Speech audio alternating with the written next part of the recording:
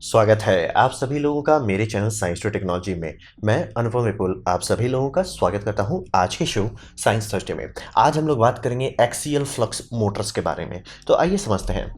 तो सबसे पहले समझिए यहाँ पे जो एक्सियल फ्लक्स के बारे में बात कर रही है, ये मेन फर्क पड़ता है ज्योमेट्री पे। बाकी सारा चीज घुमा फिरा के सेम रहता है, लेकिन ज्योमेट्री पे रहता है। तो ज्योमेट्री को समझ लीजिए, ये समझिए कि मोटर जिस एक्सिस पर रोटेट कर रहा है, यानी अगर मैं मोटर हूँ तो ये मेरा रोटेशनल एक्सिस हुआ। तो ये एक्सिस और मैग्नेटिक फ्लक्स का डायरेक्शन क्या है, इसके बेसिस पे आप मोटर को डिवाइड करते हो दो मेन कैटेगरी में। यानी कि आपका जनरली हुआ परपेंडिकुलर, यानी कि जैसे नॉर्मल मोटर है, मैं रोटर का ये समझ लिया, मैं रोटर हूँ और यहाँ स्टेटर है, तो स्टेटर में ऐसे ऐसे मैग्नेट होगा जो मैं ऐसे उसको देख के करूँगा। तो इसे कहा जाएगा नॉर्मल रेडियल फ्लक्स मोटर। आपका 3D प्रिंटर में जो स्टेपर मोटर लगता है, लगभग 90% मोटर जो आप देखते हो वो रेडियल मोटर ही होता है। और जिसके बारे में आज हम लोग बात कर रहे हैं, यानी कि एक्सियल मोटर। एक्सियल मोटर में ये होता है कि अगर मैं ऐसे रोटेट कर रहा हूँ तो ये मतलब मेरे साथ ये जो रोटर होगा और स्टेटर होगा, दोनों एक ही अलाइनमेंट में होगा, पैरेलल होगा, परपेंडिकुलर नहीं पैरेलल होगा। मतलब बाहर पे नहीं होगा, इस तरह से होगा। तो इसे कहते हैं हम लोग एक्सियल। ज्योमेट्री में अंतर पड़ रहा है, बाकी कोई खास चीज़ बदल नहीं रहा है, ज्योमेट्री में मेन बदलाव किया जा रहा है। तो ये समझना बहुत जरूरी है। मतलब आपका शाफ्ट है, आप डिस्क लगा रहे हैं, और डिस्क के दोनों तरफ, जैसे डिस्क ब्रेक होता है, डिस्क ब्रेक का कैलिपर जो होता है, वहीं पे समझिए आपका रोटर लग जाएगा, ये स्टेटर लग जाएगा, और जो डिस्क है वो आपका रोटर बन जाएगा। उसे हम लोग कहेंगे मतलब आपका एक्सियल मोटर।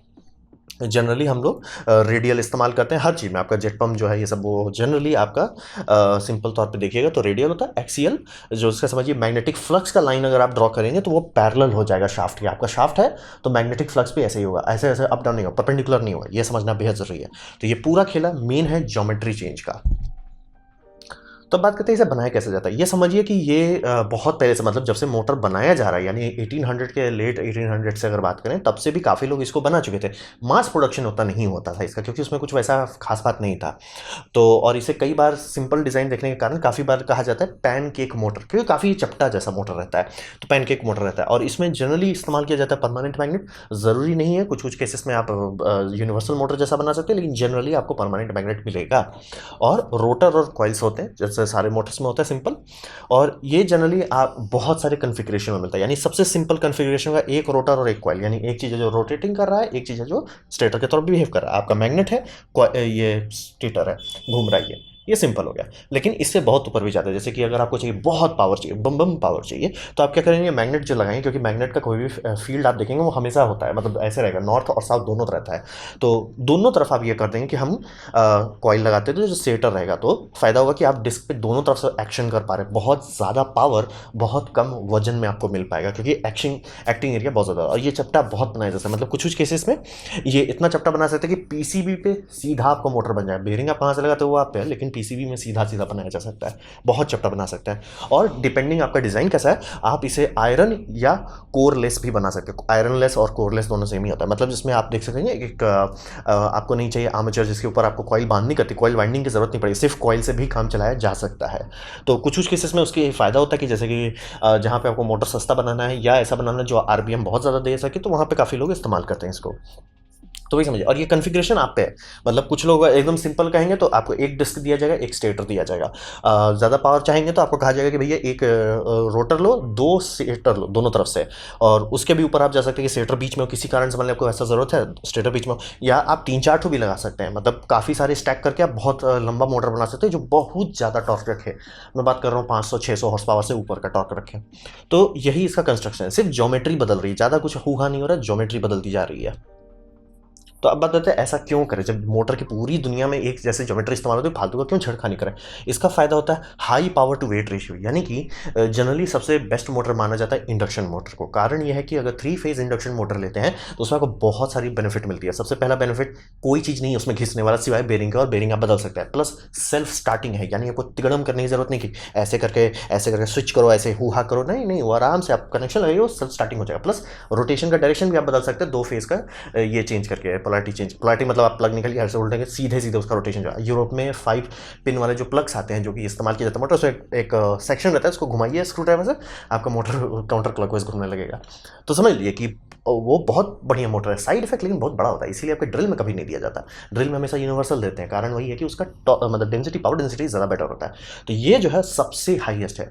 मतलब अगर आप permanent magnet brushless DC motor के पीछे जाते हैं, वो काफ़ी पावर डेंस होता है। ये उस डिज़ाइन में सबसे हाईएस्ट जा सकता है। तो यही समझिए, अगर आपको है कि नहीं मेरे को छोटा और हल्का बनाना है और बम बम ताकत चाहिए, जैसे कि एयरक्राफ्ट के लिए, इलेक्ट्रिक एयरक्राफ्ट के लिए, कि वहाँ पे आपको एक एक किलोग्राम का मतलब समझ रहे साइड इफेक्ट होता है, वहाँ पे आप एक एक ग्राम बचाने के लिए मेहनत करेंगे, तो ये मोटर का डिज़ाइन सेंस बनता है। महंगा ज़रूर होता है, फजीयत बहुत होता है, लेकिन इतना पावर दे देता है और इतने कम साइज़ में देता है। आप देखिए ये इतना सा होगा 300 हॉर्स पावर, 500 हॉर्स पावर, मतलब इतना इतना छोटा साइज में तो 60-70 हॉर्स पावर दे देते हैं, तो बहुत छोटे में बहुत ज़्यादा पावर देता है। और चूंकि इसका कॉइल जो होता है डिपेंडिंग डिज़ाइन कैसा हो, लेकिन काफ़ी सारे डिज़ाइन में किया जाता है कि एक रोटर रहता है दोनों साइड से, मतलब एक फ्रंट साइड से और बैक साइड से, दोनों साइड से सेटर रहता है। सेटर में इलेक्ट्रिकल करंट दौड़ाई जाती है, साइड इफेक्ट रेजिस्टेंस गर्म होगा। अब उसको ठंडा रखना भी ज़रूरी होता है, ये एक बहुत मतलब इंपॉर्टेंट बात है जो काफ़ी लोग नेगलेक्ट करते हैं। इलेक्ट्रिक गाड़ी में अगर आप पावर बढ़ाने लगते हैं, एक लो पावर की बात करें, अगर आप मतलब समझिए 50 हॉर्स पावर के नीचे है, आपका मोटर ज़्यादा गर्म नहीं होने वाला। लेकिन आप बात करें 300 हॉर्स पावर, 400 हॉर्स पावर, वो बहुत गर्म होगा। और उसका साइड इफेक्ट ये होता है कि अगर आप उसकी गर्मी नहीं कंट्रोल करते हो, उसमें परमानेंट मैग्नेट है, मैग्नेट डीमैग्नेटाइज हो सकता है, यानी कि सीधा खत्म हो जाएगा। या तो आपको हाई टेम्परेचर मैग्नेट इस्तेमाल करें जिससे आपका दाम अपना समझ के भाग जाएगा। तो ये आपको मैनेज करना पड़ता है कि कूलिंग कैसे करेंगे। और इलॉन मस्क का जो पुराने वाली गाड़ी स्पीडस्टर जो गाड़ी आती थी, उसमें भी उन्होंने ये इंडक्शन मोटर इस्तेमाल करते थे। लेकिन काफ़ी लोगों को समझ में छोटा है इंडक्शन मोटर, इतना पावर दे कैसे रहा है। इंडक्शन मोटर हमेशा पावर ज़्यादा दे देता है, साइड इफेक्ट होता है कोर गर्म हो जाता है, इफिशियंसी घट जाती है, पावर लॉस हो जाता है। तो इलॉन मस्क के केस में ये बहुत पुराने, अब नहीं ऐसा करते क्योंकि अब switch reluctance permanent magnet motor इस्तेमाल कर रहे हैं। तो पहले वाले इंडक्शन मोटर में कहते थे कोर में ड्रिल करके कूलेंट से लाया जाता है, यानी कि कोर ठंडा रखो। तो वही समझिए, मोटर को ठंडा करना ये भी एक सीरियस बात होती है, खास करके हाई पावर ऑप्शन में। आपको अगर ऐसा है कि सिर्फ कुछ मिनट के लिए चलाए, ठीक है कोई दिक्कत नहीं, लेकिन आप चाह रहे कुछ घंटे तक चले, तब आपको कूलिंग पे बहुत ध्यान देना पड़ेगा। तो वही समझिए, इसमें ये बात भी बहुत इंपॉर्टेंट है कि आराम से आप पीछे रेडिएटर लगाइए, और कुछ केस में आपको आराम से वो लोग पाइप का कनेक्शन देने की, यहाँ पाइप डालिए, आराम से आप ठंडा कीजिए, कोई दिक्कत वाली बात नहीं है। और इसमें मैग्नेटिक कंटेंट कम होता है, यानी कि पर हॉर्स पावर कितना ग्राम आपको मैग्नेट लग रहा है वो कम होगा। और ये बहुत इंपॉर्टेंट बात है क्योंकि हाई टेम्परेचर नियोडीनियम मैग्नेट जो होते हैं वो अपना समझ के दाम भागता है उसका, मतलब उसका दाम से दर्द हो जाए, इतना ज़्यादा महंगा पड़ता है। तो ऑब्वियसली उसका अगर आप सोचोगे ना कि क्या फ़र्क पड़ता है अगर हम 10 ग्राम बचा लेते हैं, बहुत फ़र्क पड़ता है। और खास करके जो कंपनी बल्क ऑर्डर करेगी कि मान लीजिए ये मोटर मुझे 100 पीस चाहिए, जैसे एयरक्राफ्ट के केस में 100 पीस ऑर्डर किया जाएगा, तो 100 पीस में अगर हर मॉडल में 10-10 ग्राम बचाया जाए, वो बहुत बड़ा फ़र्क पड़ जाएगा। तो ये सब इसके फ़ायदे होते हैं कि डेंसिटी के मामले में इससे ज़्यादा हाई डेंसिटी डिज़ाइन मोटर नहीं आता है। तो अब बात करें साइड इफेक्ट, इसका साइड इफेक्ट होता है कि इसका डायमीटर बहुत बड़ा होता है, मतलब समझिए पतला लंबा होने की जगह पे ये चौड़ा होता है, फैला रहता है। तो इसका साइड में डायमीटर बहुत बड़ा है, तो डायमीटर की साइज होती है हाई रोटर इनर्शिया होता है, यानी कि जो चीज़ आपका रोटेट कर रहा है उसका इनर्शिया ज़्यादा है। तो बोलेंगे इससे फ़र्क क्या पड़ता है, इससे फ़र्क पड़ता है कि अगर आप आरपीएम चेंज आपका खूब हो रहा है, मतलब अप जा रहे हैं डाउन हो रहा है, ये लड़ाई करने लगेगा, उसका इनर्शिया लड़ने लगेगा, तो वो नहीं अच्छी बात है। आप कई कई जगह पे उससे आपको कोई प्रॉब्लम नहीं पड़ रहा, लेकिन कई जगह पे वो बहुत इंपॉर्टेंट बात है, नहीं भैया आपको एकदम समझिए जैसे स्टेपर मोटर है, स्टेपर मोटर खूब मेहनत किया जाता है कि रोटर एकदम हल्का रहे, तभी उसका डायरेक्शन टुक टुक टुक टुक टुक चेंज हो पाएगा, नहीं होगा तो बहुत एनर्जी बर्बाद हो जाएगी सिर्फ उसी को चेंज करने में। तो काफ़ी जगह पे लार्ज डायमीटर नहीं पसंद किया जाता, नहीं, एकदम जितना पतला हो सके, जितना डायमीटर कम रह सके, उतना इनर्शिया कम रहेगा, उतना बम बम इस्तेमाल होगा। इसीलिए मैं बोल रहा हूँ हर जगह आपको ये मोटर देखने को नहीं मिल रहा है। इससे सबसे बड़ा कॉस्ट वही होता है कि उसका जो इनर्शिया है, अगर आपको इस इनर्शिया से कोई लेना देना, जैसे मान लीजिए वाटर पंप है, कोई फर्क नहीं पड़ने वाला। प्रोपेलर है, प्रोपेलर का आरपीएम एक तौर से फिक्स ही रहता है, क्योंकि एक आरपीएम से नीचे अगर आप गए तो आपका प्लेन ही नीचे आ जाएगा, तो इसीलिए वहाँ पे भी फर्क नहीं पड़ता। लेकिन कुछ कुछ केसेस में जहाँ पे आप चाहते फटाफट हो, जैसे कि अगर रोबोटिक आर्म बना रहे तब आपका मोटर फट फट फट आरपीएम डायरेक्शन चेंज कर रहा है, ये मोटर नहीं काम करेगा। ऐसा नहीं है फिजिकली नहीं कर सकता, लेकिन बहुत एनर्जी बर्बाद होगा। फिर ये चूंकि इसका जो स्टेटर है, स्टेटर का डिज़ाइनिंग जो है थोड़ा सा अलग टाइप का है। हम लोग का स्टेटर डिज़ाइन जो हम लोग नॉर्मली इस्तेमाल करते हैं एक्सियल सिस्टम पे, वो हम लोग करीब समझिए 150 साल से बना रहे हैं। हर एक चीज़ उसका कंप्लीट हो चुका है, मशीन जो उसको कॉइल वाइंडिंग करे वो भी मिल जाता है मार्केट में, फ्री का मिलता है, बच्चे लोग बनाते हैं स्कूल प्रोजेक्ट के तौर पर, तो वो बड़ी बात नहीं। लेकिन इस तरह का अगर आप डिज़ाइन करेंगे बहुत फजीयत होने वाला है। और अभी ये इस पर थोड़ी फिर से दोबारा इंटरेस्ट आ रहे लोगों को, क्योंकि कॉपर की 3D प्रिंटर इस्तेमाल करके काफ़ी लोग क्यों ना डायरेक्ट ही बना दे। और आपको ये भी तो चाहिए नहीं है, मतलब स्टेटर में आपको आयरन की ज़रूरत नहीं होगी मैग्नेटिक फ्लक्स को गाइड करने के लिए, कोरलेस डिज़ाइन में डायरेक्ट 3D प्रिंट करके बनाया जा सकता है। और काफ़ी लोग मतलब अगर आप छोटे लेवल पर बनाना चाहते हैं, घर में भी बना लेते हैं आप, जब तक आपके पास मोटर कंट्रोलर है आप 3D प्रिंटर और कुछ नियोडीमियम मैग्नेट से बना सकते हैं। बनाया हुआ है, नीचे मैंने वीडियो दे दिया, प्लीज़ देख लीजिएगा। तो इसमें साइड इफेक्ट है कि इसका अभी मास मैन्युफैक्चरिंग नहीं होता। अभी आप 100 हॉर्स पावर का ये मोटर मांगने जाइएगा, 100 हॉर्स पावर का नॉर्मल मोटर मांगने जाइएगा, इसका दाम आपको कहिए 20% से ज़्यादा हो सकता है, या सबसे बुरा केस में आपको मिलेगा ही नहीं मैन्युफैक्चरर जो आपको ये बना के दे सके। तो बात करेंगे भविष्य में क्या होने वाला है। तो हिसाब ये समझिए कि मैं बार-बार एक चीज़ आप लोगों को हमेशा कहूँगा कि right tool for the right job. कहीं पे मुझे कई बार कमेंट पढ़ने में समझ में आता है कि लोग मतलब बस ये मैंने अगर अच्छा बता दिया तो बोलते हैं ये हर जगह क्यों नहीं यूज़ होता है। ऐसा कभी नहीं होता है। इसीलिए मैं बार-बार बता रहा हूँ प्रोज़ एंड कॉन हर चीज़ में होता है।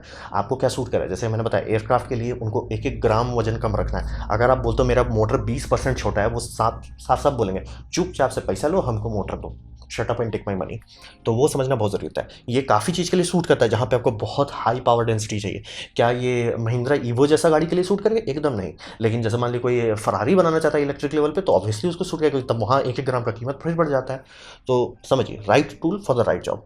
और ये जिस तरह का डिज़ाइनिंग हो रहा है और नए-नए कॉन्सेप्ट्स आ रहे हैं, चूँकि मैग्नेट कम खाता है, तो इसमें लोग थोड़ा इंटरेस्टेड है, क्योंकि अगर आप एक गाड़ी की बड़ी कंपनी में आ रहे हैं, जैसे मान लीजिए आपका महिंद्रा है और आप कहेंगे नहीं यार मैं कई करोड़ बनाऊँगा। अभी तो समझिए छोटा बैच प्रोडक्शन चल रहा है, लेकिन नहीं मैं उतना बनाऊँ जितना मारुति 800 पे का या एस्प्रेसो पे का, ये वो उस लेवल पे जाऊँगा।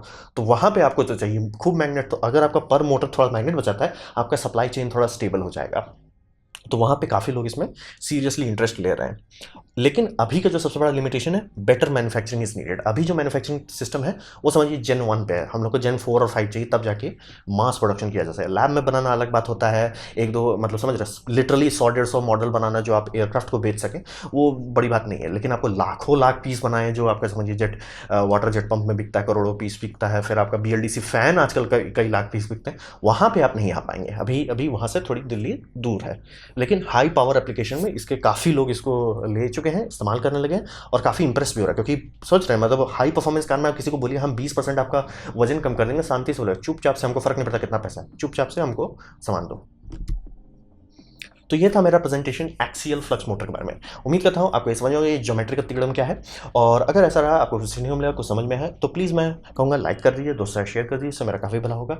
नहीं अच्छा लगा, नहीं पसंद आए, कोई बात नहीं, आप डिसलाइक कर सकते हैं। मैं कहूँगा डिसलाइक 2 बार दबाएँ, उससे मुझे अच्छा लगेगा कितना ना पसंद हुआ है। मैं आपसे कहूँगा कि कमेंट लिखें, मैं हर कमेंट का पढ़ने की कोशिश करता हूँ। आपसे कहूँगा सब्सक्राइब कीजिए, बेल दबाइए अगर आप फ्री हैं तो। आपने मेरा वीडियो देखा, जान के मुझे बहुत खुशी हुई। धन्यवाद।